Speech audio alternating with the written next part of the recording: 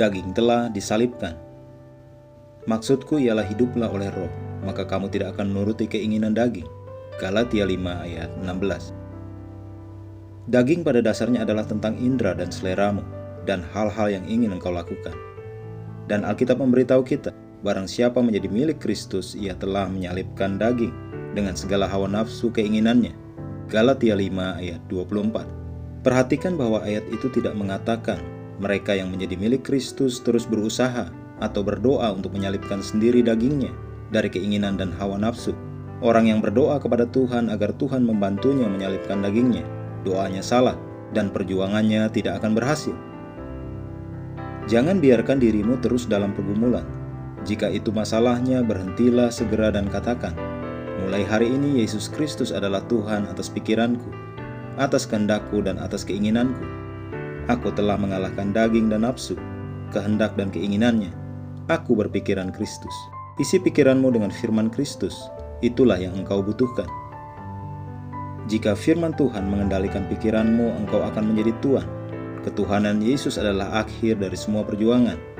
Ketika Yesus adalah Tuhan atas tubuhmu, engkau melakukan apa yang Paulus jelaskan dalam Roma 12 ayat 1. Engkau mempersembahkan tubuhmu kepadanya, karena tubuhmu adalah tubuhnya. 1 Korintus 6 ayat 15 mengatakan, tidak tahukah kamu bahwa tubuhmu adalah anggota Kristus? Akan kuambilkah anggota Kristus untuk menyerahkannya kepada percabulan? Sekali-kali tidak. Berani dan yakinlah bahwa engkau adalah tempat kediaman Tuhan. Tubuh tempatmu tinggal adalah milik kepunyaan Tuhan.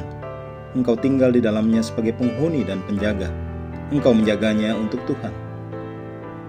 Roma 8 ayat 12-14 mengatakan, jadi saudara-saudara kita adalah orang berhutang, tetapi bukan kepada daging, supaya hidup menurut daging.